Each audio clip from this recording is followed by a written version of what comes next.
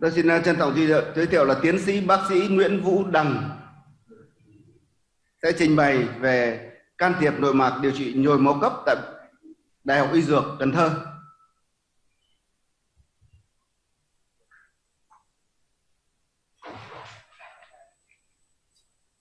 Very good morning to everyone. Firstly, I would like to thank Professor Phạm Minh Thông for including me into this event. And also I want to thank the organizer for having me into this conference so that I can present my research. It is about the endovascular intervention for acute ischemic stroke in Cantor University of Medicine and Pharmacy Hospital. As we all know that the stroke have been reported increasing in number, and it is the second leading cause of death worldwide.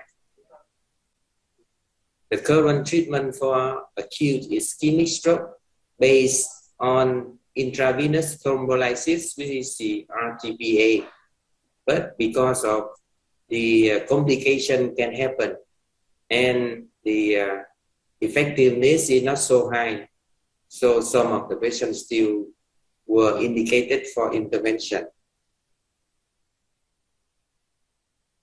We started the interventional neuroradiology for stroke since 2017 to treat the cerebral vascular diseases and to treat the acute ischemic stroke. And then we started the study to review the outcome of our treatment protocol and to audit the successful rate, the complication and clinical recovery of the patient. This is the cross-sectional observative study from early of January 2019 to December 2020, the duration about 24 months. The inclusion criteria would be all of the patient had acute ischemic stroke, came to the hospital within 8 hours from the onset, and the NIST score is more than 10. The exclusion criteria would be when the patient comes to the emergency department more than 8 hours from the onset, or when the patient have the hemorrhagic stroke, patient have unstable vital sign or fatal comorbidity. When the patient arrived to the hospital, we did the clinical assessment first, and then we request for biochemical study, and we do the ECG and proceed with plan and CT angiography. Sometimes we do the MRI in the patient who is cooperative. On CT scan without contrast, we can exclude the bleeding and to detect the early sign of stroke. In the hyperacute state, almost there are no change on the CT scan image. When the patient in the early stage, we can detect some loss of gray-white matter differentiation, or we can see the insular ribbon sign and effacement of the cell sign. Sometimes we can see the hyperdense MCA sign on the plan CT scan. On this CT scan image, without contrast, we can see the hyperdense MCA on the left side compared to contralateral side. This is the dense MCA sign to represent the presence of blood clot inside the vessel. After that, we proceed straight to CT angiography for better assessment of pathology and to delineate the occlusion site, whether there is a large vessel occlusion or not. And also we can detect other lesions. This is the CT angiography image, and we can see the occlusion of the left MCA. Some of the patient was indicated for MRI who have the we can collaborative for the patient not moving a lot, and we can do MRI. Then on MRI, it is sensitive to detect the small lesion or any lesion at the posterior circulation, and MRI is better than CT scan to detect a lesion disease in the early stage. And MRI can assess very well the cerebral artery without contrast. However, the MRI also has some contraindication and very sensitive to motion effect. So we can do MRI in the patient with cooperation. On this MRI sequence, we can see the DWI sequence. We can see the area of hyperintense signal, and on ADC map, we can see the area of hypotension corresponding together, and then this representing the area of infarct. And this is the TOF image, and then we can see the occlusion of the left NCA, and this one done without contrast. When we confirm the occlusion of the large vessel, then we proceed with revascularization. The indication for intervention is the occlusion of the NCA, occlusion of the carotid artery, and occlusion of the basilar artery.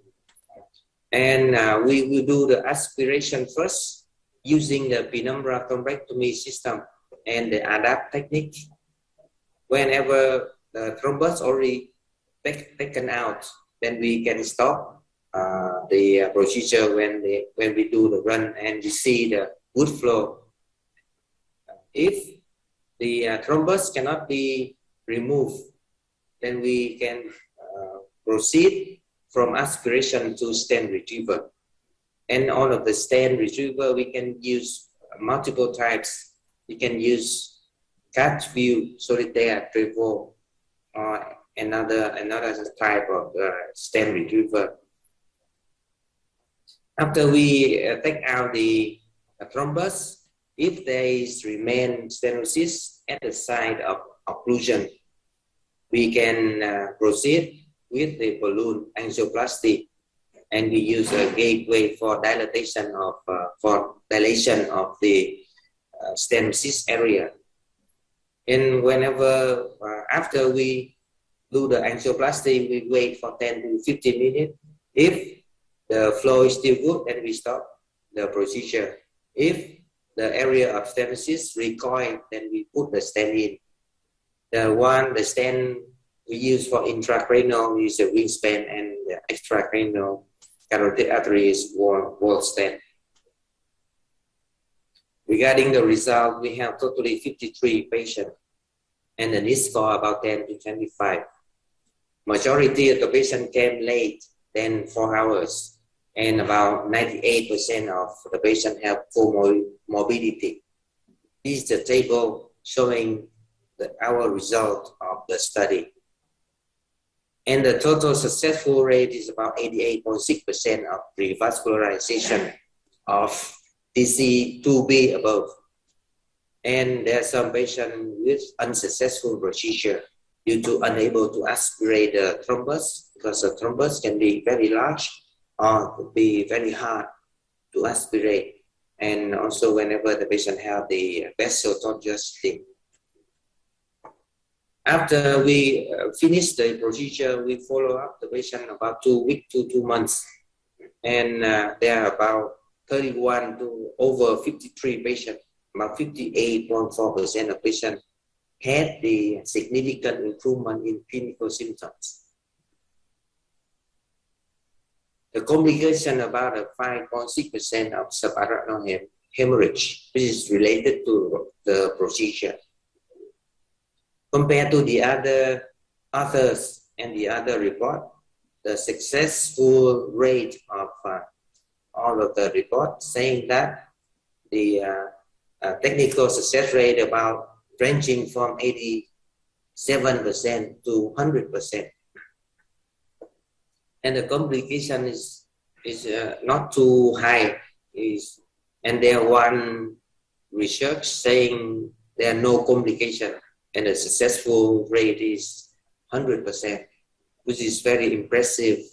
Our study show 88.6% of successful rate, and the recovery rate is about 58.4%, have significant recovery.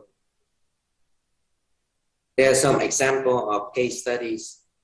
The first one, the patient male 53 years old, had the right hemiparesis, muscle power is 105, and the GCS is 9, and the patient have global aphasia.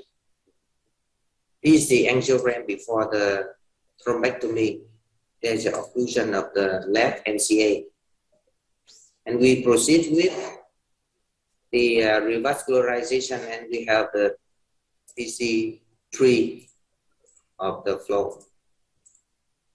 And that patient have good recovery.